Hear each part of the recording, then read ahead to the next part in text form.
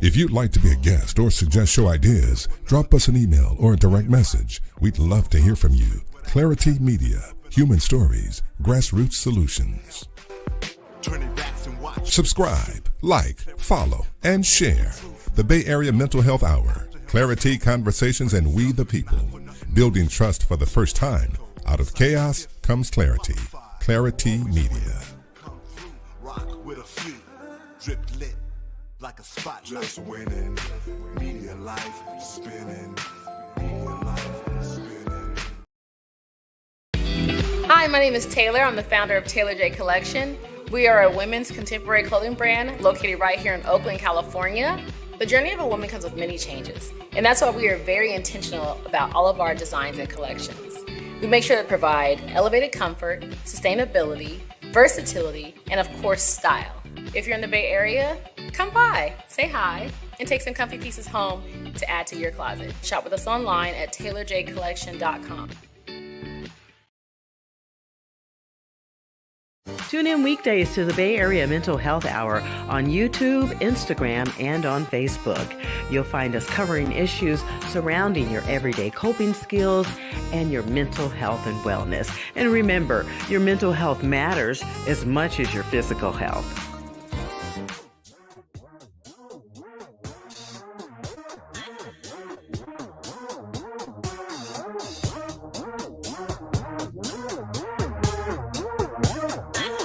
Hello and welcome to Clarity Media. I'm Alicia Mayo. A woman was shot dead today after illegally entering the U.S. state capitol with other angry protesters, attempting to disrupt the traditional electoral college vote certification process.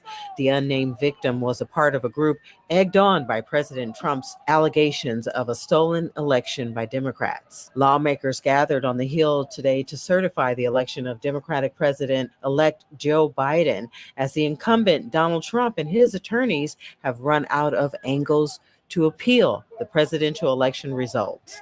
Meanwhile, a violent mob loyal to President Donald Trump stormed the United States Capitol, forcing lawmakers into hiding in what the AP describes as an attempted coup to overturn the democratic process. They were following directives made during an early morning rally by President Trump, where he urged protesters to march to the Capitol. House Speaker Nancy Pelosi says lawmakers will resume the counting of electoral votes after the Capitol was cleared of all of the pro-Trump occupiers. Washington's mayor issued an evening curfew attempting to contain the violence. So joining me tonight, everybody, is Professor of Politics James Taylor from the University of San Francisco. He's an author and political correspondent. Thank you so much for joining me, James Taylor. Also joining me is Laurel Morrison, Clarity Media political correspondent and Atlanta-based reporter who has taken part in several protests in Atlanta. She was part of the Rodney King protest, and most recently was part of the Jacob Blake protest that occurred after the shooting of Jacob Blake in Atlanta, where she was tear gassed. So thank you both for joining me. I got stumbled there as my son was trying to call me. I'm so sorry. Usually I, as a mom, I jumped right to those phone calls, but as of he's 15 now. I think he can wait. He can take care of himself. So, Professor Taylor, let me start by sharing some video footage from the events that happened earlier today. And I want you and Laurel, as well as the audience out there, thank you all for joining me out there. I want you guys to check out what happened during the electoral certification process on Capitol Hill today, as those protesters showed up. And we're going to watch the videotape together, and then I want to get your comments and feedback, Professor and Laurel. Thank you again for joining me, everyone. So as you can see, the violence erupted here.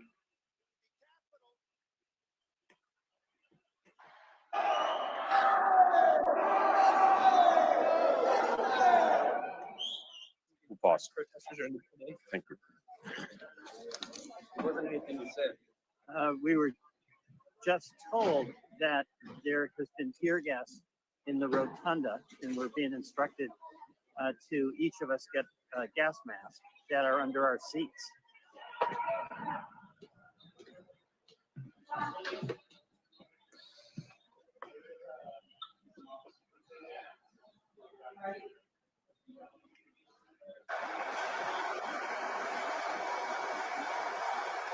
Okay, all right, you guys. So, as you can see there, it was a lot going on today at Capitol Hill. I mean, again, those lawmakers were on the Hill doing what they traditionally do in counting those electoral votes before the inauguration, after the quote unquote legal election of the new Democratic president-elect Joe Biden.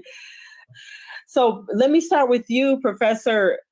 Tell me what you think of what occurred today, just your general opinions, and then I'll get to you, Laurel.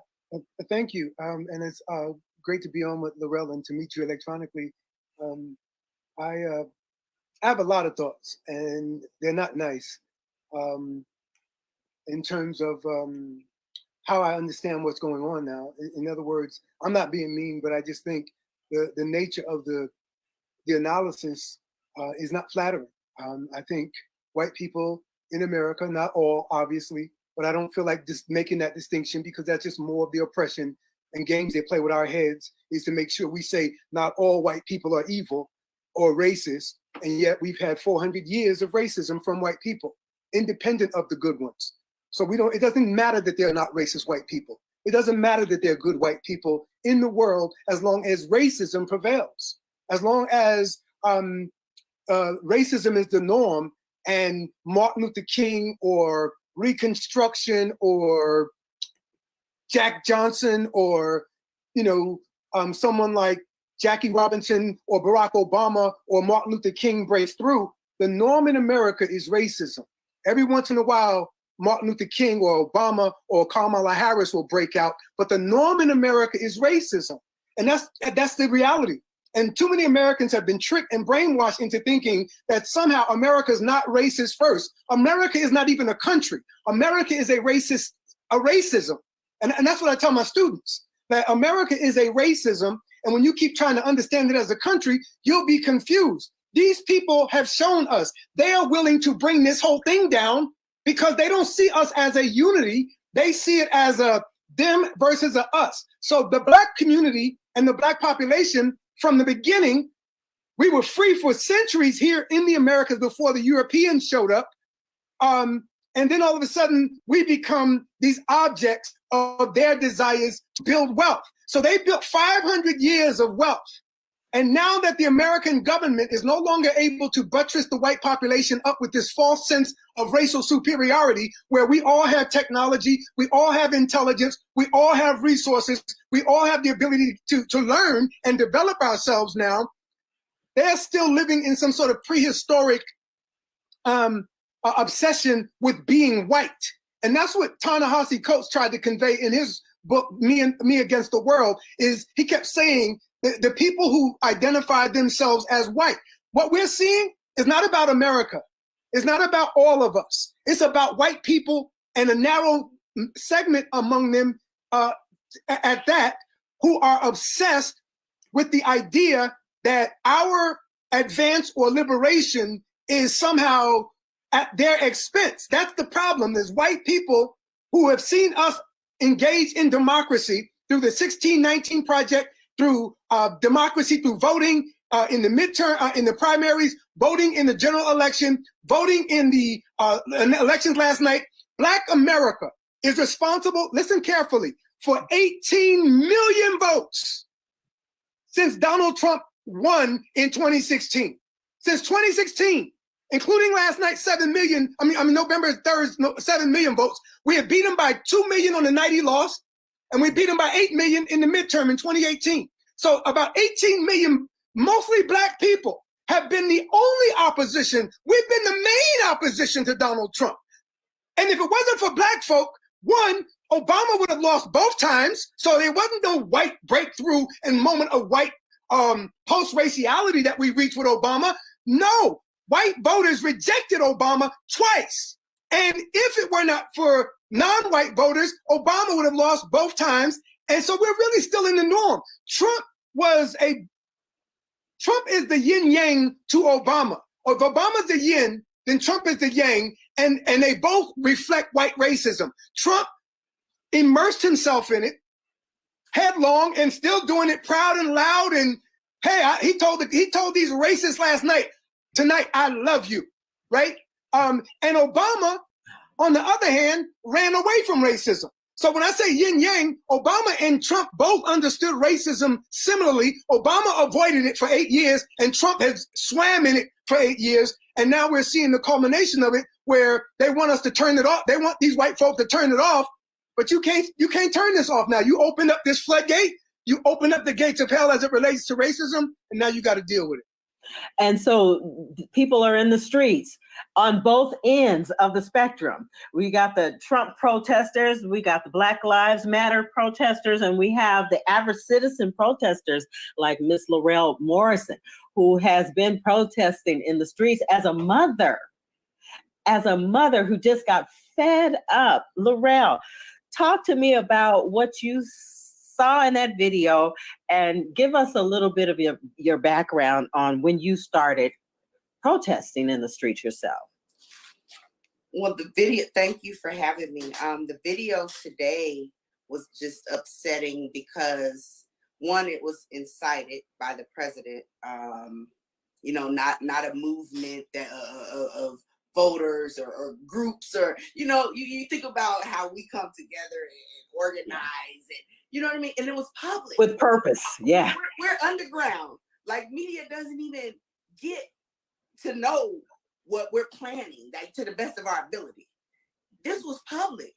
Trump said it. Trump held a press conference and then said, I'm going to march with you and walk with you to the Capitol, and let's take it over.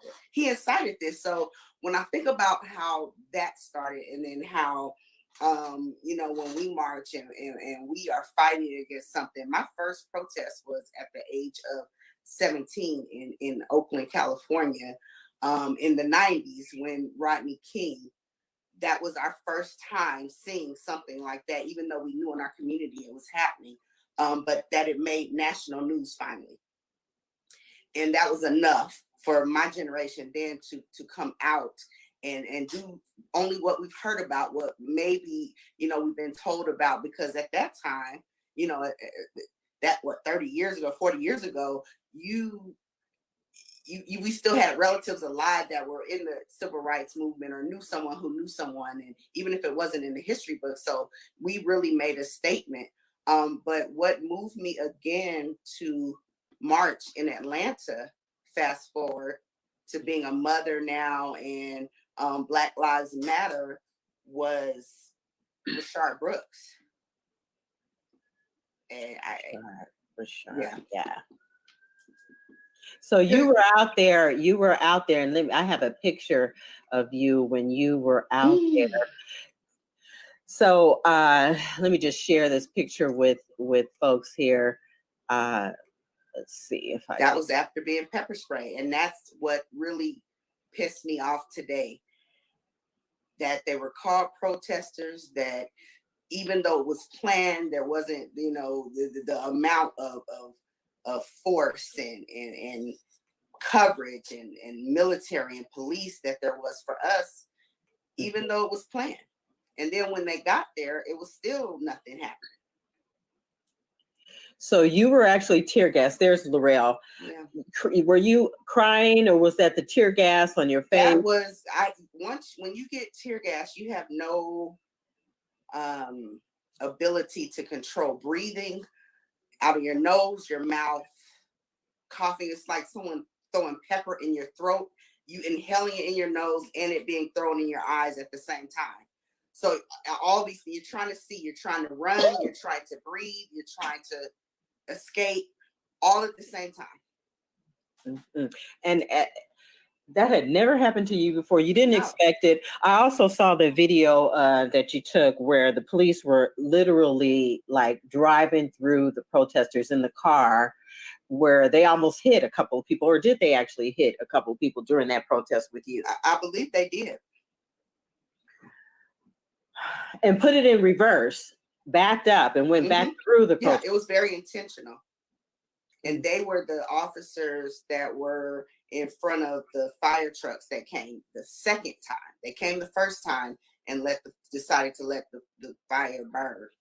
When they could have extinguished it and the building could have been saved. This was when they came the second time.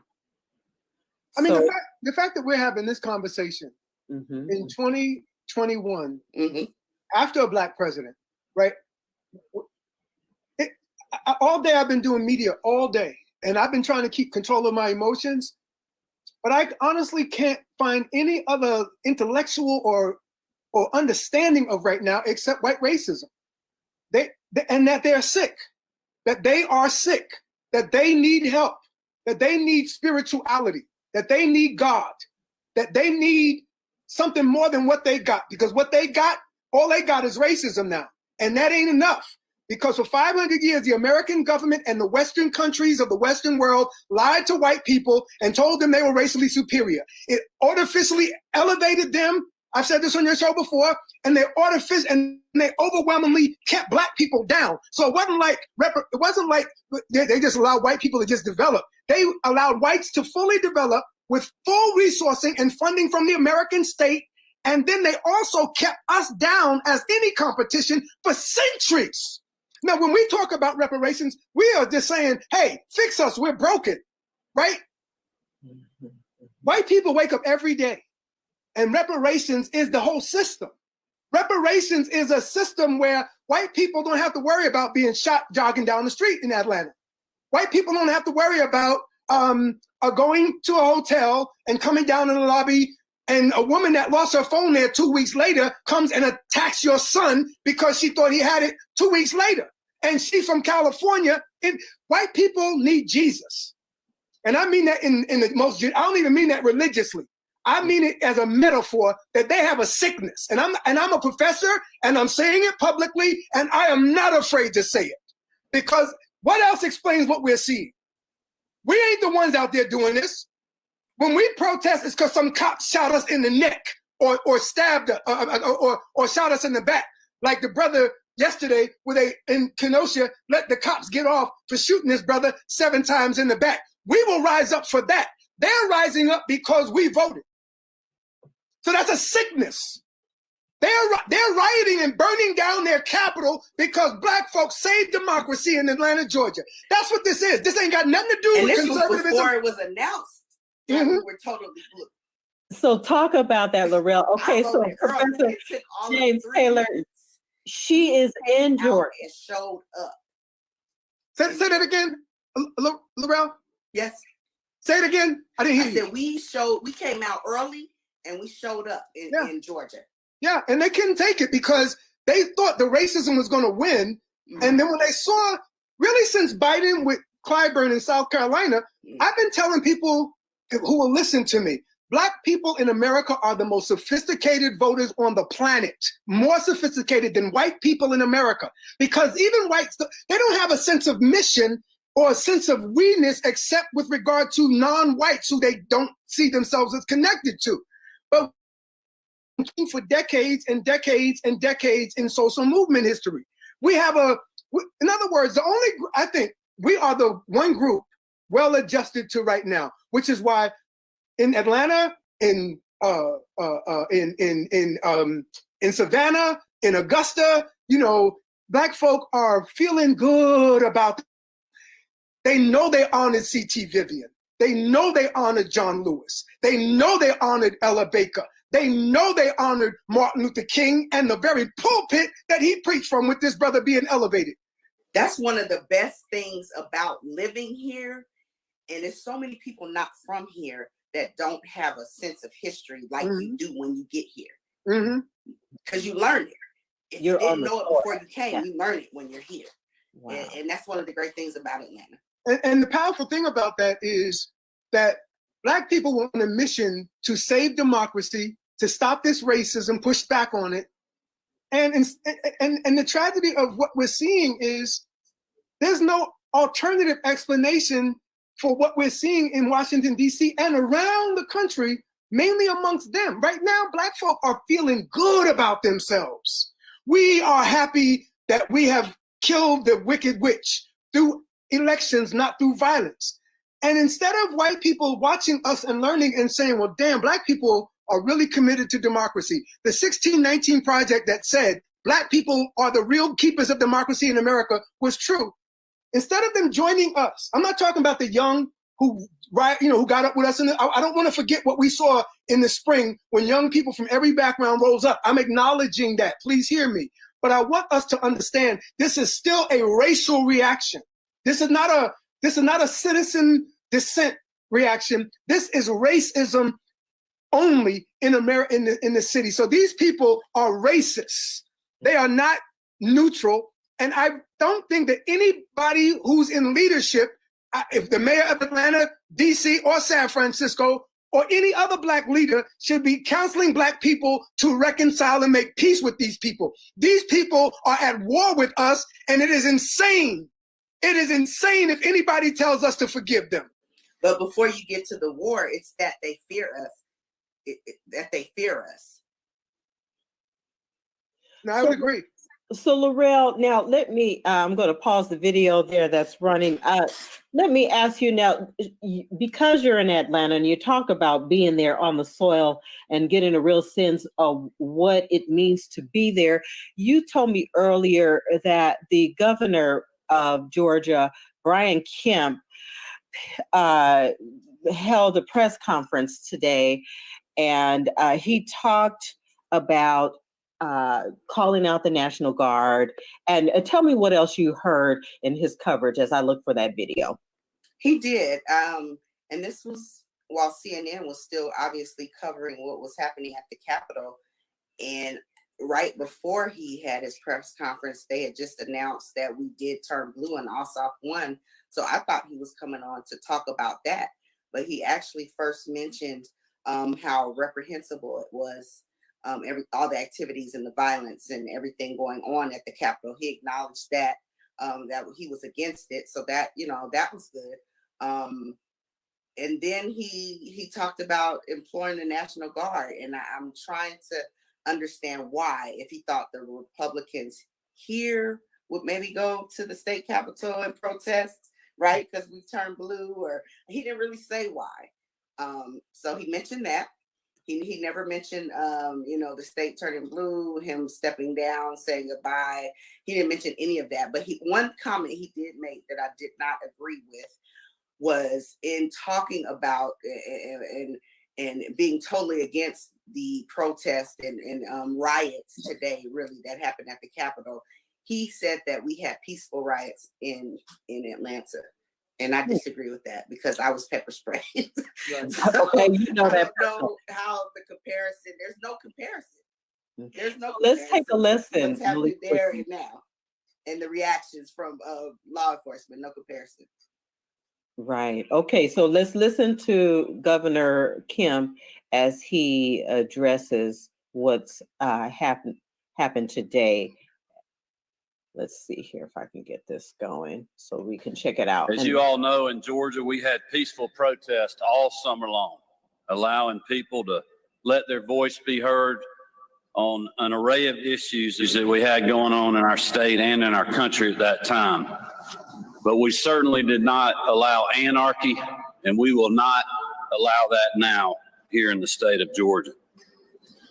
It is unimaginable that we have people in our state, in our country, that have been threatening police officers, breaking into government buildings. This is not the Georgia way, and it is not the way of our country. An individual being shot during the middle of these activities, that I don't even know the details on that, while they were there, is unimaginable. And for those of you that have been calling on a special session, you can now see what that would have looked like.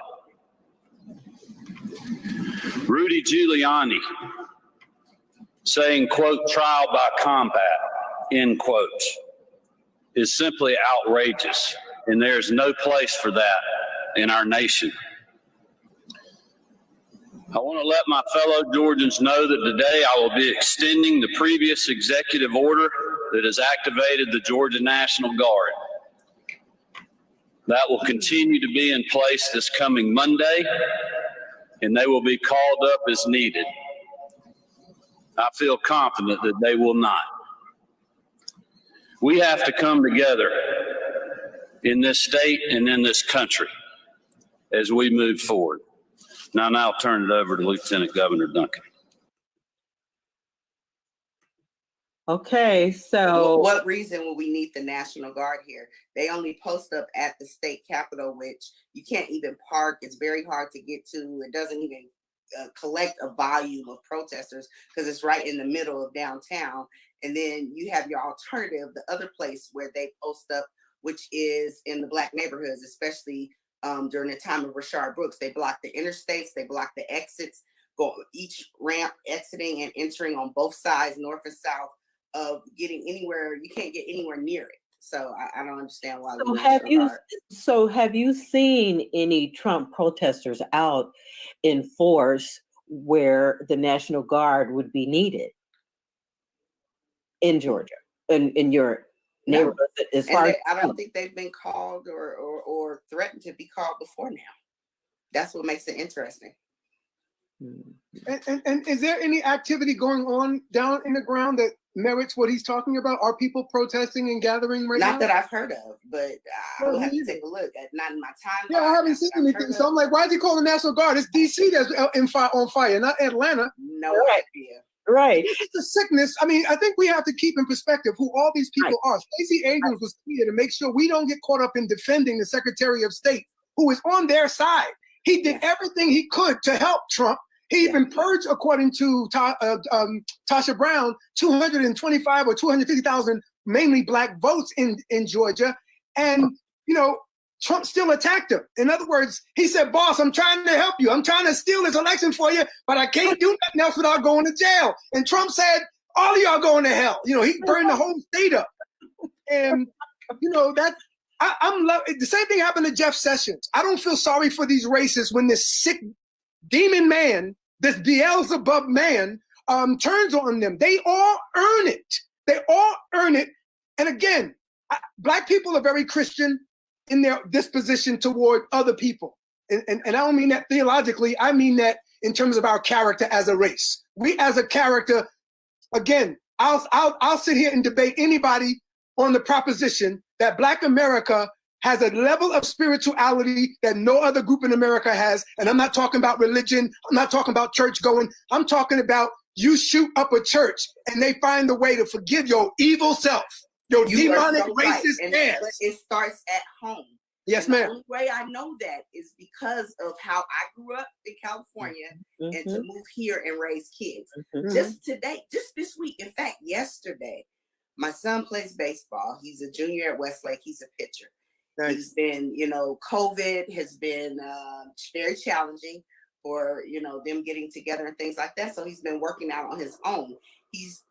Our local park is still closed, where he grew up playing Little League ball because of COVID. So he goes to a predominantly white city, 2 towns over. And there was a group of Caucasian baseball players that he's seen there before. And you know, he's seen there, same height, seems like same age, things like that. And they've never said anything to them. And he took the initiative yesterday to ask them, did they want to do, you know, live at bats and some hits, and he would pitch to them. And he couldn't believe that how welcoming. It was just a total, you know what I'm saying? They were fine, but it's the fear and what they see. They don't have Black friends, and so if all you see is what's on the media and, you know, what you hear about. And they made some great connections yesterday. Great connections, homeschool kids. You know, one is on the north side in a magnet program as well, just like my son. And you know, they just found out they can get together at this park and congregate, even though they're 2 different races, and with the same goal So what that says to me, Laurel and Professor Taylor, is that America, while America moves on, there are still some people stuck on stupid, Big time. stuck, Big time. literally stuck. And I really am, as an African American, with that historical, attitude that I was raised with, to unite and to treat others the way I want to be treated. I'm trying to sympathize, and I am considering, like, why they must have stormed the Capitol. What made them scale the wall? Because I sure in the hell wouldn't have done it myself. I would have stayed behind the barricades and yelled as loud as I could. But what gave them that gusto to feel like it was okay to break the rules when we have assimilated and followed the rules and done everything outside of our natural selves to just get along? I mean, there's 320 million people in this country. It don't take we can find 50,000 people who do anything. Yeah. We'll find 50,000 people that cut the heads of babies off on TV if we ask them to. So don't be surprised that we have sickness in a sick society.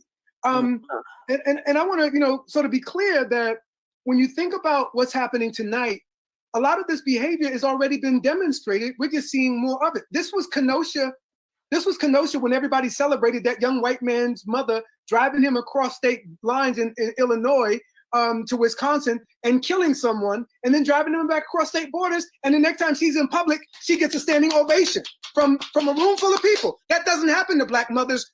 A black woman taking her child from Chicago over to Wisconsin to do a drive-by, then go back into Chicago, and America celebrates. That's what happened here. That's what's happening now. In the boy in Kenosha, he's the second most popular white man in America to Trump. So this is the sickness we're dealing with. You have almost two Americas, a black and brown and non-white America that is, to me, deeply embedded in its spirituality, its ancestors, its history, its art, its music, its dance, its culture, its rhythm. And it is more powerful than racism. And I don't know if anybody's ever said that to either of you or anybody else before.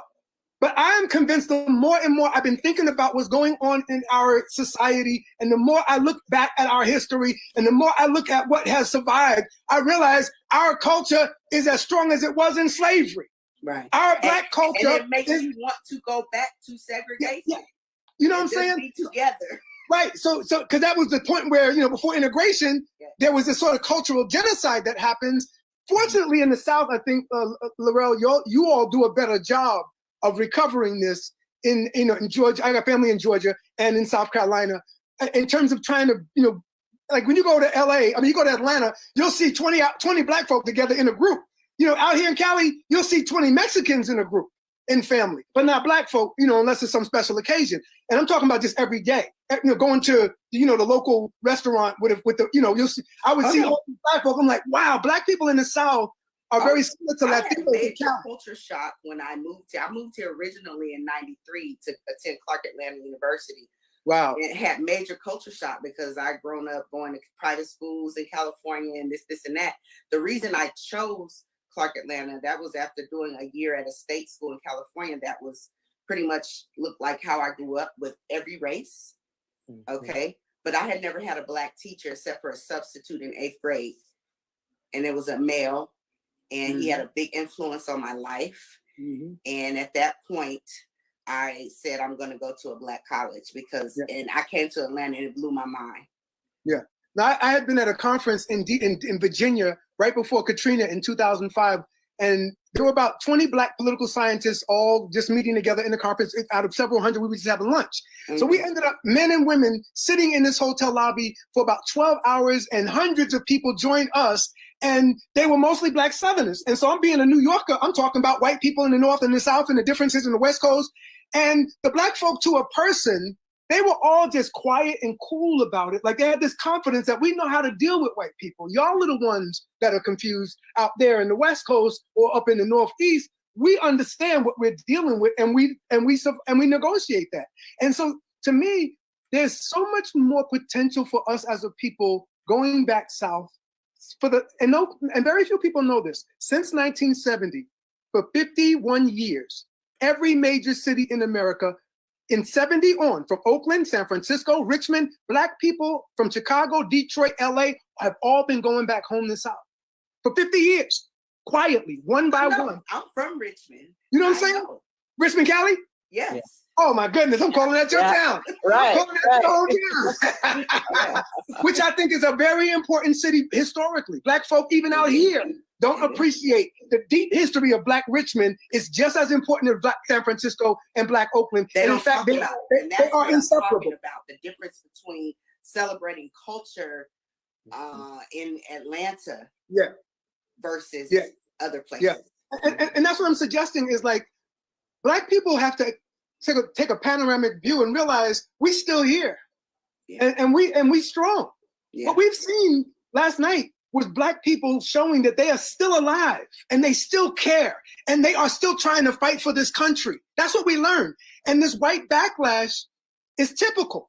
Every time they see us advance or they think we've advanced, there's a backlash. Martin Luther King, Ronald Reagan comes 12 years later. Jackie Robinson, Jag Johnson, white riots and pogroms and lynchings, right? Barack Obama, Donald Trump, Reconstruction, Jim Crow.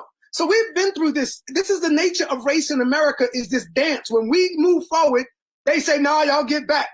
But now in the 21st century, it's just impossible for them to continue to maintain a white over non-white system. And we're moving to 75 million people. Black people right now, 45 million. In 30 years, all of our children who are in their teens, when they get in their 40s and 50s, be clear, whites are going to be a minority to them. And so the last 3 generations of Black people have moved back south, baby boomers, Xers, and millennials. And we're growing. So we're going home for 50 years straight, and our numbers are exploding, and nobody else is telling Black America this. And we need to be organizing businesses, politics, community in the South. So what do you think I'll shut up after this. The future of Black America is Southern.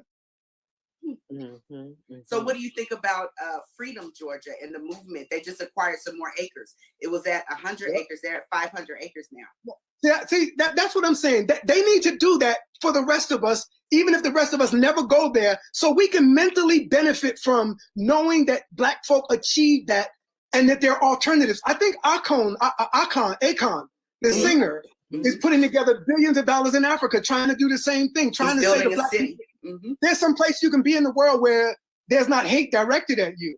So I think Black people need to turn away from the wide with a D and the whiter with a TH society and turn inward toward Black community development. We should be developing our people, developing our community, developing our institutions, developing our resources, developing our self-defense mechanisms as well, because we keep running around like Martin Luther King praying and preaching, thinking all we got to do is appeal to their goodness. Clearly, if you're watching what I'm seeing right here, right now, they aren't trying to hear us praying. They ain't trying to hear us negotiate. They only understand the AK right now. They only understand the Glock right now. And y'all may not appreciate that, but Martin Luther King was successful because Black men had guns. Let me say that again. Martin Luther King's nonviolence was successful because Black men had guns. I was on a TV program last week with a cop who explained to me that when you see Martin Luther King giving the I Have a Dream speech, and all those men around King with the white hats on are all Black police officers loaded with guns, protecting King while he says, I have a dream. Everybody in a white hat is a Black cop. And that cop had a gun saying, go ahead and preach nonviolence, Martin. Now, I'm going to have to look back at that, because that was a speech that I memorized and performed at a talent show. Of all things, a talent show. I did the whole I Have a Dream speech, I think 5th grade, but I don't recall the pit imagery. So I'm gonna go back and look at that picture. You'll see a bunch of brothers standing around him in white, and a cop, a well-known police officer from NYPD. I was on a show with him last week, and he explained this, and I'm like, wow. He said, yes, all of those officers, and he named them. He said all of those officers surrounding King were armed. And so my point is, there's a book called We Will Shoot Back by Inyake, and I don't know why I cannot say my brother's name. Akinwele Umojo. His book is called We Will Shoot Back. And there's a second book called That Nonviolence Will Get You Killed that document Black Southerners. The Panthers with the Black Panther image, be clear. The gun is a Southern culture thing. The Panthers, when they were rising up in the 60s, they were being more Louisianans and Monroe Louisianans than they were Californians. In other words, the Black Panther Party picking up the gun in Oakland was a Louisiana thing, a Louisiana gun culture thing. And Black folk in the South are as familiar with gun and gun culture historically as white folk, and there ain't nothing white folk know about the South that Black folk don't know better because they tilled the damn land for 4 centuries. So I'm suggesting that we are in a predicament where the not effing around with me party is necessary right now. The people in Stone Mountain, I don't agree with violence at all. I don't like violence. I don't believe in violence. But I'm not going to encourage it, nonviolence, when they out there burning down the Capitol and we run around here singing, oh, Jesus, come and get us. Oh, Jesus, take care of us. Oh, Jesus, protect us. And they run around believing in the same Jesus with a lynch rope and a flag and shooting. I think we as a people need to let them know we will fight back and you will die and we will not accept y'all victimizing us just randomly. And I don't like sounding like this, but in reality, this is what is necessary right now. Professor, let me ask you, when you talk about being willing to die for the cause, those folks scaled those concrete walls. They seem to be willing to die for the cause. There was a white woman willing to die for the cause, right? We know about how Black women show up in force. What if women are willing, white women, Black women, if we are willing to die for it, what's up? Where's the Crips? And I might end up getting hurt behind saying this. Come on now, come on with it. Where are the Crips? Where are the Bloods? This is worth fighting for. Where are the gangster disciples? Where's all the gangs in Black America that claim that they run the hood? Where the hell are they? You gonna come and kill me? While they're praying for Dr. Dre. They'll come and kill me. They'll kill me for saying what I'm saying. But George Zimmerman will keep walking around America with a middle finger up to them, humiliating them. And meanwhile, they pulling out their nines and shooting up in our community, talking about they gangsters and thugs and killers. The only one that was serious was Micah X in Dallas when they blew up with that robot. Everybody else is just rapping. Stop rapping about revolution if you ain't down with revolution. And what I mean by that is we're at a point where we need our trained soldiers to begin to train Black community around self-defense, the way the Nation of Islam did with their people, to teach us self-defense. I'm in Oakland. A Black girl named Nia Wilson, coming from her boyfriend's funeral, was at the bar minding her business, and this white boy from the Proud Boys, because the Proud Boys had met in Oakland that day, walked up to her and her sister and stabbed them both and killed Nia Wilson. Right. So I'm in Oakland. I'm looking at white folk like they're all killers. I'm looking at all of them like he could potentially stab my daughter. I think Black people, we have the habit of being so good toward others that we don't see that others aren't necessarily feeling that benevolent towards us. So let me play devil's advocate now and be good to white folks. Because, you know, that in fact is my job, to try and be objective and to try and look at the other side. And I was doing that earlier on my earlier broadcast, you know, trying to imagine, okay, so these folks who attempted to take over the process are finally feeling the way we've always felt, okay? Finally feeling disenfranchised, finally feeling like nobody's listening, nobody cares. And as a matter of fact, we are a minority. They are minorities now. They have that label. They don't want that label, but they have it. It is a fact. It's never really been a fact for us because, you know, we don't really know the true numbers and the true statistics. I mean, I just had a new grandbaby. There are 5 brand new babies, 5 babies in my family. My 47-year-old cousin had his first child Wow, nice. Okay. And so we have 5 additional Black baby boys, all baby boys. As my grandfather, 93 years old, passed away 2 years ago, he brought us 5 brand new Black baby Wow, boys. that's amazing. You know, so I don't necessarily believe that we are minorities, but in fact, white America is a minority. It is a fact, and they are feeling it. Yeah. And I have to extend my condolences. I feel like, you know, I am in the process of watching, like I'm taking part in, I'm witnessing a death almost. Yep. And I kind of feel my heart goes out to them in a way, because not all white folks are bad folks. Right. You And know that's what I'm I was gonna saying? say. I They agree. put I mean, I'm themselves Irish, their I'm own- Russian, I got white blood in me. So, and it may not have necessarily, and I'm not trying to romanticize the relationship between white and Black, but you know, there is some love between us. You know, it has not been all bad. There were white abolitionists who truly believed in abolishing slavery and racism and all that stuff. And so I do kind of feel a sense of sorrow for them, because I know what it feels like. I think that's where my empathy comes in, is because of who I am as an African woman mixed with the European. You know, it's just,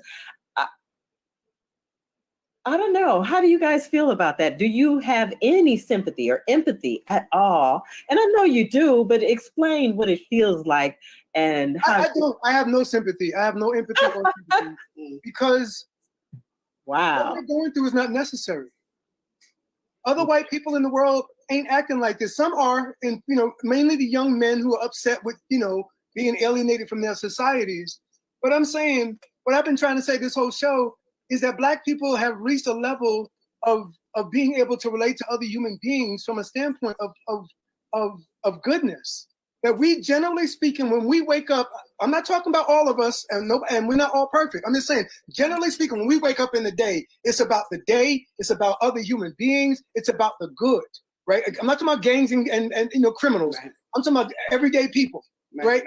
And yet, when you, in other words, Black people care about white people. Black people care about Asians. Black people care about Palestinians. We champion everybody's cause who's ever had a cause, even when they don't champion our cause. We sitting here right now having sympathy for the white folk that want to put us on trees, and I understand it. But right now I'm looking on TV, Lindsey Graham is on TV doubling down. So we sitting here offering up the olive branch to them, and they are still holding the AK-47 up to us. And I think that's a mistake of our culture. This is not the time for Martin Luther King. This is the time for Huey P. Newton and Elaine Brown, and Rosa Parks, who actually, if you read the book Warmth of Other Suns, actually packed the gun. We need, in other words, I don't think this is the time for healing, because we're not finished with the bleeding. They are not finished with us yet. And that's what we have to recognize, is Donald Trump is in office for 2 more weeks to do this. So for us to talk about reconciliation, the problem I have with that is, in the 1876, I'm looking at right now, Lindsey Graham just got up. First thing he said is 1876 election, and I'm friends with Tim Scott. So the election that took away Black power for 90 years with the 1876 election, and he says, I'm friends with Tim Scott.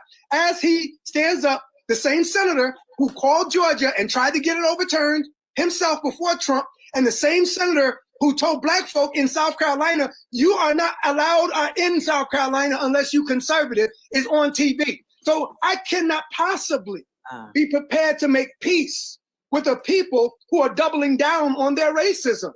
I think what we need to do is continue to tap into the depths of our community and our people. I think we need to recognize that our culture is more powerful than racism. And I don't think we appreciate that. That Black American culture, through centuries and centuries of development in so many different fronts, music, art, education, science, math, you know, Hidden Figures, Henrietta Locke, you know, Black people have so many different successful movements. We had under Booker Washington, Black Southerners had 60,000 businesses in the 1800s. 60,000 businesses in the 1800s. So what happens is integration comes along in the 60s, and we just sort of abandon the sense of responsibility we have to each other. And I'm suggesting finally that in these times where the violence is directed at us, where just yesterday a white jury in a white city took 2 minutes to say, no, the cop shooting this boy in the back is no harm, no foul. Lindsey Graham is trying to send us back to the back of the bus. So I think Black people should not be being coached to forgive and to reconcile yet. The last time we tried to reconcile with white people this way, what happened was Reconstruction. We said, the North and South said, let's all work this out. Let's forget this 400,000 white people that have been killed. Let's forget our Civil War. And they said, okay, we'll make peace. So white North and white South made peace, and Black folk got Jim Crow. And I'm saying we're at that moment right now. And that's why we need Laurel to be active there in Atlanta. I need to be active here in Oakland. You need to be active out there out towards SAC.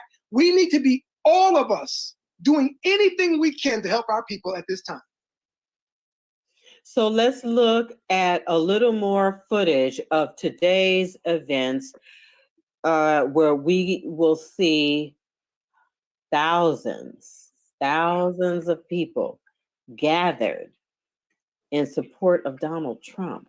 I mean, and don't forget the mostly in no mask. That's just a whole nother arrogance. Yeah. That we're in a pandemic, and yesterday, every day is higher death rate. That's the part that really hurts too. It's not a normal time. Well, I was thinking, like, are they even concerned about themselves? And like you said, His followers, they Taylor, believe him. They still believe the stuff he said in February and March, that it's a hoax. It's not real. Right. You gotta understand that's mental illness.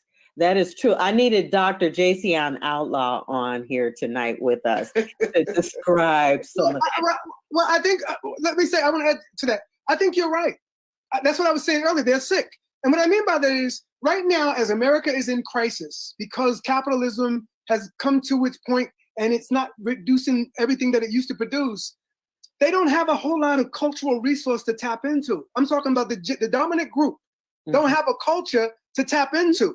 And you heard me say our culture is more powerful than racism, that our culture has sustained us for 500 years from hip hop and trap all the way back to the Middle Passage. So our culture is so deep. All of the lynchings, all of the whippings, all of the rapes, all of the kidnappings, all of the humiliations, all of the land thefts, all of the property thefts, all of the crisis that they put in our lives for centuries and centuries and centuries and centuries and centuries and centuries has tempered us as a race, as a people. So now that America is in decline, Black folk are being devastated by COVID, but yet they still were the resilient element of America yesterday. Black people in America, the only group anybody, how do I say this? The only group in America anybody outside of America should be interested in is Black America and what we're doing here, because the whole world has watched for the last 9 months, Black America pull out a miracle after miracle. And yet they don't have the same resolve. Listen to what I'm saying. What I'm saying is the reason all those people right there are out there in that crowd is because they ain't got nothing else but racism. We have 500 years defending against it. And defending against the racism, we developed a culture that now survives and sustains us. So what I'm saying is white people are in trouble because the only culture they had was hate. And now that they're in crisis, they ain't got nothing. The flag, superficial patriotism compared to the depths of right now. The three of us have never met in person, all three of us. And right now I can say one thing, sing one song, start one song, and all three of us will connect right now across where we are as Black people. That's deep. Yeah. I don't know what Leroy's religion is. I don't know what your religion is, but I bet you I can connect with both of you right now through a simple song. And you came with me through a simple song or reference to Michael Jackson. You get my point? That human connection. And so I hear a lot today about mindfulness and ethics and sharing and unity, because I think that their return on their investment has not been fulfilled.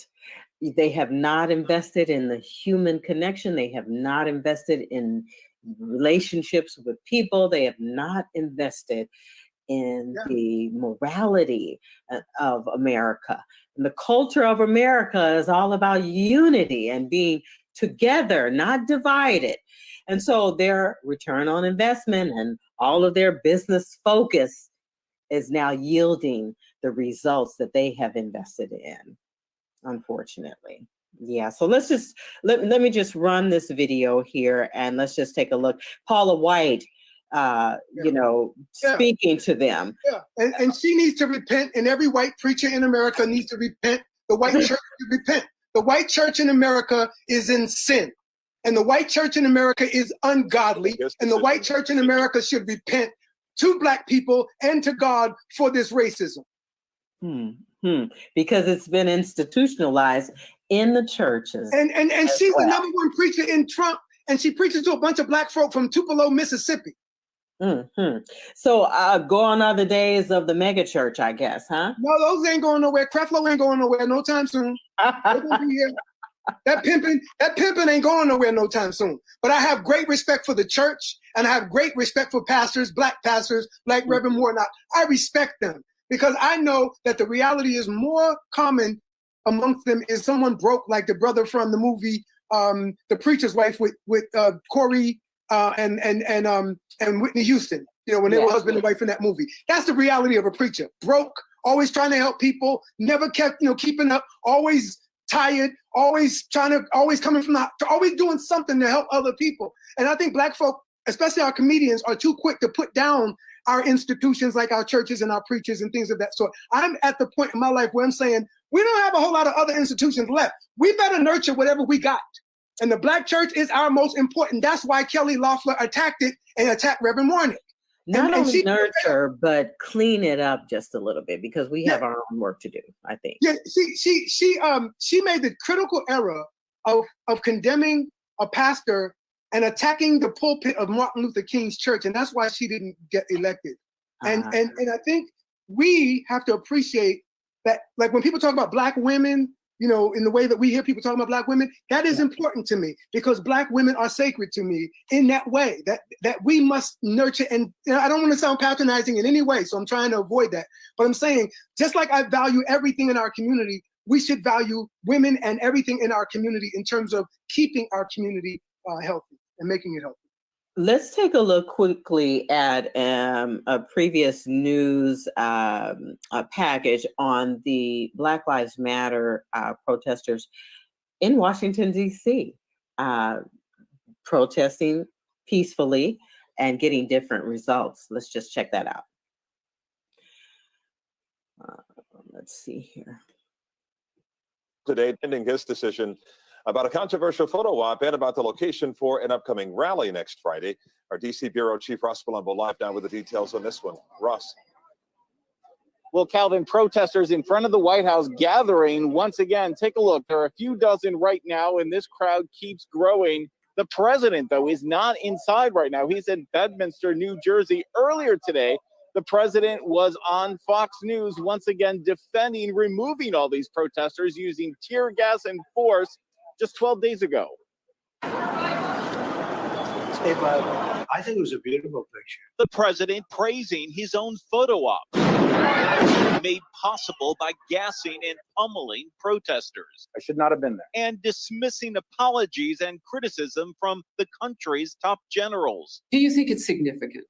No, I don't think so. No, I mean, if that's the way they feel, I think that's fine. Trump also revising history after tweeting, "When the looting starts, the shooting starts," a phrase Miami's police chief infamously made, referring to African Americans. That frightened a lot of people when you tweeted that. But the president now insisting it has two meanings. It means two things, very different things. One is if there's looting, there's probably going to be shooting, and that's not as a threat. That's really just a fact because that's what happened. God, I hate this. This man is a racist. There's looting, there's going to be shooting. He's a devil racist. They're very different meanings. Also now, after the police killing of George Floyd, I can breathe. Trump grappling with banning chokeholds. I don't like chokeholds. Sometimes if you're alone and you're fighting somebody, it's tough. and you get somebody in a chokehold, and what are you going to do now? Let go and say, oh, let's start all over again. I'm not allowed to have you in a chokehold.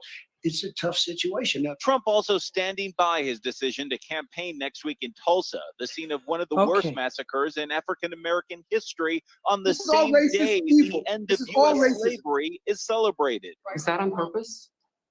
No, but I know exactly what you're going to say. Think about it as a celebration. My rally is a celebration. Trump telling Fox he's done more for Black lives than Abraham Lincoln. And let's take a pass on Abraham Lincoln because he did good, although it's always questionable. You know, in other words, I gotta shut it down. I'm sorry. I gotta shut it down. Because he's a goddamn idiot. I can't. Just LBJ alone. LBJ with the War on Poverty, the Great Society programs alone. But he's retarded and he does not know history. So he spouts out this kind of stupid talk about everybody but Abraham Lincoln. Do you Obama think did more. Should he finish out his 2 weeks? Because there's talk now. No, he needs to be dragged out on his ass in front of the country. Otherwise, this country will never be right. Okay, because they're talking about invoking, because Go ahead. Pence has the power to invoke the 25th Amendment. And But he won't. I've never even looked up on it before because it's never come about in my lifetime. Gosh. Okay, so he could basically, it's a process, but they're not going to do it, so we shouldn't even waste our time on it. Right. It's not enough time and everything like that. Okay, so Laurel, you were talking about his Twitter account being shut down by Twitter. It was. What did you? Shut down. How do you know that? What was your story? Because I get all kind of alerts. I think that one was. I don't know if that one was CNN or our local channel, ABC 46, but yes, I did see that. So there's a possibility that they have realized like this is out of control, and they are at this point shutting down his Twitter account. That is the White House is the Congress has plans of inaugurating Joe Biden off-site. This happened to Thomas Jefferson because John Adams didn't want to leave the White House, so they simply had a ceremony at an off-site place, and everybody went and partied there. That's what they are going to do. There's a precedent. Oh my gosh! You can't really congregate anyway because of COVID, like it would a normal year. And it's a good thing. It's a good thing in this case. It's a good thing in this case because, in fact, there may be that whole drag. You know, he may get dragged, and we're gonna need as much room as possible. It can't look like this. This is Obama's first inauguration. Wow. The year that I went, I was right behind the reflection pool. Nice. And this is my first time visiting DC. Nice. So Laurel, you've been active in your own way. It's so nice to see, an average citizen get so involved in so many deep ways that we have no idea just how powerful the ripples from your presence are. Yeah. And I think Black Atlanta has been under a lot of pressure from Kemp. When the police shooting happened at the Wendy's, he flashed on the mayor when they were talking about PPEs and everything with the COVID. He went against her. Right. It was her against him, and the state and local mayors against him. Yeah. But I think Black Atlanta accomplished something last night and November 3rd that it had not successfully done in a long time since they rose up with the movement. I think they got, and the music too, of course, the Dirty South music has also gotten the respect. But I want to say, I think politically, what I saw as a student of politics last night, I kept saying, I kept saying out here, when is Black Atlanta going to rise up against Athens and show its power against Athens? Athens keeps trying to punk Black Atlanta. Well, after last night, I don't think Athens will ever try to punk Black Atlanta again because they see the power. They understand the power. And we might end up with a Stacey Abrams as governor of Georgia in the next 4 or 5 years. Next time. Very possible. Wow. So look, I just pulled up Reverend Raphael Warnock's response to the win, to the win. And so let me. What a day. But look, today, what a day! Amazing day. That's what I'm saying. Yesterday we were on cloud 9 celebrating, and today we all talking about right. But see, that was his plan, though. It was intentional, exactly. Don't, but see, our culture here's what I mean. Our culture is so deep. All I got to do is say to y'all, don't let nobody steal our joy. Just like that. See that. That's what I mean. Right there is an evidence, a demonstration of the three of us know that, and that's our connection across centuries and miles. But we all know what that means. That's right. Let me fast forward.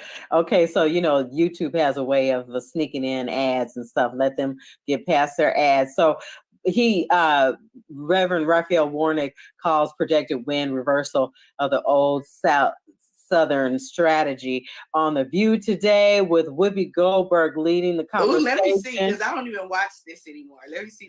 Do we want to watch this? Okay, here we go. Hold on. I wasn't gonna play the whole thing. I was just gonna play. I just get like whatever makes. I can't do but 11 minutes of it. She wasn't happy that was back from maternity leave. Meghan McCain. I was like, oh, okay.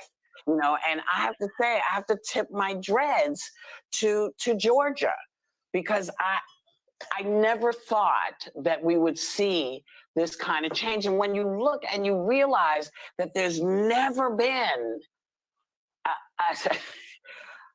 anyone, I'm knocked out that he is, Warnock is the man now. I don't know. I'm knocked out. I have all this stuff I'm supposed to be saying, he's going to make history as the first Black senator elect in Georgia. Amazing. It's nice when America gets. Look at Meghan McCain's face. Something amazing. Blinking like she about to cry. Look at her blinking. Well, maybe we're surprised, but we won't talk about whether we're surprised or not, because he's going to be on with us in about 14 seconds. And see, that's the problem. We don't hate them. Go ahead. Go ahead. Make your comment, and then we'll watch it. I'll let him play. Okay. You're ready? Okay, here we go. Start with that. We are thrilled to welcome this man to The View right now. Congratulations. He got a new smile today. He had that smile before. You to be able to say, thank you for electing me the first Black senator from the state of Georgia. What did that feel like? Well, thank you so much, Whoopi, and it's wonderful to be here with all of you. It's great to be back on The View. I am delighted and deeply honored that the people of Georgia have chosen me to represent them in the United States Senate. I know that these are some difficult and dark days, but every now and then God sends us a glimpse of hope and light, I think, to encourage us to keep fighting the good fight. And so, I want to say to some kid who's struggling, persons in struggling families across Georgia and across our country, that you are looking at an iteration, an example of the American dream. I grew up in public house, one of 12 children in my family. I'm number 11 and the first college graduate. Through hard work, grit, determination, I was able to go on, earn 4 degrees, including a PhD degree, to come to pastor of Ebenezer Church, and now senator-elect from Georgia. I got there through powerful, because how many? I am the product of OSU loans. As a toddler, I was in Head Start. I know the importance of good federal public policy, and then this defining moment in America when there's so much suffering and there's so many people trying to divide us. I hope to go to the U.S. Senate and be a force for good and pulling us all together as we build what Dr. King called the beloved community and respond to the concerns of ordinary people. How can any American citizen wow. not understand that there are more people like him than not like him, no matter what race? Yes. Okay? Especially yes. That's the celebration. People living in trailers, and let's talk about it. These are the largest apartment complexes I've ever seen, and I'm glad to be a homeowner here, because the apartment complexes are huge. I've never seen anything like it in California, and it's not always desirable place to be. I've heard Trump's son-in-law owns a lot of those apartment complexes too. Trump's son-in-law owns a lot of those apartment complexes as a slumlord. Right. But what a beautiful change of events, Professor Taylor. Well, I was just going to say, that's why I think, we had 2 previous presidents, Obama and Trump, who both claimed to be city presidents. I'm from Chicago. I'm from New York. And neither of those men had an urban development program. I'm saying that Joe Biden, if he does not come correct with like a massive transformational urban program that recovers Baltimore, recovers Trenton, recovers parts of Philly, and the poverty of Black people everywhere in America that led Trump to calling them shithole countries. If Biden does not eradicate those conditions for us, then we should send him to hell and the Democrats too for the next 20 years. Because at this point, no more y'all got our vote and we don't get no return except smiles. At this point, we as a people in the 2022, 2023, 2024, 2025 years must see newness, new streets, new buildings, new institutions in Black communities, just anywhere. And if we don't, we should damn the Democrats and never support them again and let them die. And because the Trumpers are killing the Republican Party, and Black folk, we could easily kill the Democrats by just withdrawing our love from them, and it's over. So I'm saying we are a very powerful people. We've done some beautiful things for this country, in terms of its democracy. I think tonight people like Laurel can go to bed knowing, as Black folk from Georgia, they can talk to all of the rest of the Black folk and just say out to us spiritually, we took care of this, didn't we? And we did, and they know they did it for the rest of us as they did it for themselves and their own children. But I just want Black America to understand what Georgia did is so deep. It's so deep that we got a Black man hearing about it who's a senator now. In the same place where the governor likely stole the election from the Black woman 2 years ago. She got her revenge. Yeah. She got a preacher from now you put it in perspective for her. And how has she survived? I'm just thinking about even how has she, because her focus was such on the movement and she never swayed and did all of this. Did she even get paid for it? Like what was she doing to even sustain during all this time? You know what I mean? Yeah. She never swayed. Yeah. And I think she's an example. Mm-hmm. And many people need to replicate what she did across the Black South. And I just think the future is bright for Black people. I do. I know I won't be here, but I'm excited about the future for our people because I see Stacey Abrams. I see Corey, the sister that just got elected recently. Her name is slipping my mind, but Corey, who just got elected recently. And then you had, you have Ayanna Pressley. You have a number of people in politics who I think are very, who are trying to do the right things and who are saying the right things. Again, this system is so complicated and intended not to change. So we have to realize we have to stay focused long term. This ain't no 5-year movement. This ain't no 3-year involvement. This ain't no fad where you're into it and then you're out when you get tired. We can't get tired because our ancestors taught us that lesson. You don't have the right to get tired. We got to keep pushing. I'm going to keep pushing until I'm dead. I'm going to keep fighting and calling them out for what I see until I die. I'm not giving up. I'm fighting. I'm going down. I hope y'all are too. I'm going down swinging for my people. The hell with that. It's Cori Bush. They want to turn down America to save themselves. We need to be willing to do anything to save ourselves. Absolutely. Absolutely. It was Cori Bush, nurse and activist. So she's an essential critical worker and activist who became the first Black woman to represent Missouri in Congress. Because she saw Black bodies being broken by the police in the Ferguson riots. And when she was in the emergency room, she said, "I can't take this anymore." And she ran for office and won. We need Black folk like that all over America. Great example. Great example. Laurel. Let me say this. Her, Stacey Abrams, and I love Tamika Mallory. I think Tamika Mallory, the young sister that called out Daniel Abraham recently when she said, "You ain't Black no more," or "You don't belong to Black people." Oh, yes. Yeah. These sisters have original thought and deep. And Stacey Abrams is coming from a place where nobody has been before. King was not where Stacey Abrams is. Stacey Abrams is so unique in her perspective and her focus and her clarity. And if young people around the country aren't inspired to try to turn North Carolina into the next Georgia, that's shame on them. Yeah, so there's the documentary on Netflix about Stacey Abrams that we should all watch, I think, just to get a start on, getting educated on who she is. So Laurel, any last comments for you, my dear?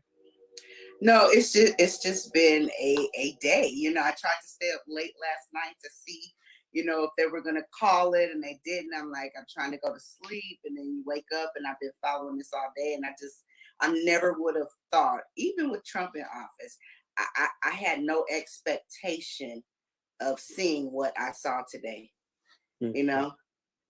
And we're supposed to be celebrating, like you said. And it's not ironic, it was intentional. It was But I know black people, and we're gonna find a way to still party after this. We're gonna celebrate. I'm telling you, when that white woman barbecue Becky called the police on the brothers over here at the last couple of years ago, black people came for the next week every day with 20,000 people. And they reclaimed it. They danced when she called the police. They danced on it, and I guarantee you, when these fools finish acting up, black folk gonna find their way to say hallelujah to each other. Yeah. Right, and remember to wear their masks. Thank God. More people this year celebrated Juneteenth than they did 4th. That's right. Oh, it was. I'll be honest, fireworks and all at my house. That was, but see, that's what made. I think, especially with the inauguration, probably just mostly being televised, everyone will celebrate in their homes. Yeah. You know what I mean? But Laurel, the thing that really got me with Juneteenth was just like, it was like a spiritual awakening. It was like a spiritual awakening for everybody. Yeah. And that's what I mean when I talk about the power and depth of our culture. That our culture is the one thing stronger than white racism, because it's the one thing that has kept us all this time. And it's not to say that we are more than the other. It's just to say that we know how to balance things. Right, that's right. But see, that's where I think we get messed up as a people, and I see this in my children, and I'm trying to correct what I can contribute and what I need to remember what they're not getting in school. I'll speak on Juneteenth. That's been ingrained in me. I was in Juneteenth parades in Richmond, California, riding my horse down McDonald Avenue. Nice. Juneteenth is ingrained in me. I had to tell it to my kids, explain to them this year why we were celebrating that and we weren't celebrating 4th of July. Another example, watching Django. I watched it with my kids. We had like a marathon movie session of all movies I picked that I wanted them to watch, and Django was one of them. And they watched it from beginning to end. I have a 16-year-old and a 19-year-old, and a few things they didn't understand. Why there were candles everywhere. I'm like, there was no electricity. They didn't understand that, but something else they didn't understand that I began to explain was, things that we weren't able to do. So when we got married and had ceremonies, the ceremonious jumping over the broom, and just something we had to create for ourselves as symbolism of marriage. I explained to them braids and cornrows and how maps were drawn, as an escape route to pass down to people as they escape and were gaining their freedom. So or the comforters, like the quilts. The beauty of our culture is so deep. I had the honor and the privilege to study at Laney College in Oakland, where many of my junior college professors were former Black Panthers. Ron Brown visited our campus before he was killed to talk about the ideas around media ownership. That's right. The importance of being able to communicate our messages. Desi Woods Jones is still a mentor of mine. Belva Davis, the first African-American news reporter in west of the Mississippi, and all this talk from the Trumpers about how the media has played a part in stirring up the problems, when I'm sitting here trying to understand what they're going through. Like, I'm extending an olive branch to them through my media platform. I don't have them joining me here tonight. I have you guys. and hey, I'm good. But the offer is still open to any Caucasian, any European descent person out there who wants to share their perspective, please reach out to me at AliciaMayo430@gmail. Let's talk about what's going on in your life. Really, I'm here to, to support the voice of the people. And as a people, African Americans are amazing people. We are amazing people. And I'm so honored to just be in the group. I'm so honored to have a drop of Black blood, because we have been through so much and we are able to still imagine a world that includes everyone, not just ourselves. Yeah, exactly. And that is why I call myself a queen. Yeah. That is why I call my brother or a man of an African-American man a king, because he truly has the qualities. We have the qualities. Other folks can have those qualities too. It's all about behavior and what you do in your daily life. And so here we are, the three of us, trying to do something that really will benefit a nation. We are here to try and lift as we go. We're not here to clown and talk bad or down to anybody. We are here to try and elevate and to educate and inspire people to stay on that path of change and really bring forth the revolution, because we are in a revolution here. And let's just move it forward. Let's just keep pushing. Let's keep pushing, doing our part to push and get us to a better place. So I want to just thank you, Professor of Politics James Taylor from the University of San Francisco. Tell us the name of your book that you authored. The book I have out is called Black Nationalism in the United States. The subtitle is Malcolm X to Barack Obama. The second one is Something's in the Air, Race, Crime, and Marijuana Legalization. And the book, I'm finishing the 7th chapter on the next book coming out is called People's Temple, Jim Jones and California Black Politics, to explain the connection of the Black community to the People's Temple movement that led to the mass deaths in Guyana in 1978. Thank you so much for all of your work to educate us and being here on my platform. Miss Laurel Morrison, my friend that I reached out to on Facebook when I saw your video of you in the streets as a mother, involved without fear. Respect. I'm so happy that you're a part of what we're doing here at Clarity Media. So I gave her her badge as reporter and correspondent, my very first here on the Clarity Media platform. I appreciate you. Any last words you'd like to share with the audience and let us know about what you're doing? Let's keep doing this. Yeah. All right. Thank you to all of you who have tuned in, who will watch this broadcast at a later date. I really appreciate you guys supporting me here at Clarity Media. Clarity Media is a nonprofit media organization focused on educating through media communications, technology, and education. I'm doing my part. Please do your part and support by, making your contributions or donations to Clarity Media. I will share the information, or you can reach out to me at AliciaMayo430@gmail.com with your contributions. There's the information below. All right, you guys, let's move forward. There's more to come for 2021. We're just getting started. The year is just. Well, I'll see you again, Laurel, I'm sure. Bye. Nice to Take care of yourself. Happy New Year. All right, same to you. Bye-bye. Thank you, everyone, for tuning in. Good night.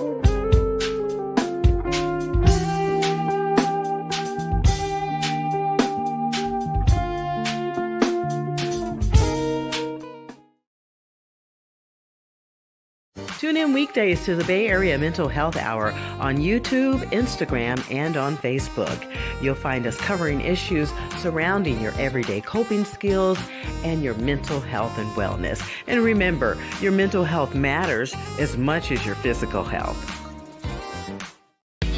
Hi, my name is Taylor. I'm the founder of Taylor J Collection. We are a women's contemporary clothing brand located right here in Oakland, California. The journey of a woman comes with many changes, and that's why we are very intentional about all of our designs and collections. We make sure to provide elevated comfort, sustainability, versatility, and of course, style. If you're in the Bay Area, come by, say hi, and take some comfy pieces home to add to your closet. Shop with us online at taylorjcollection.com.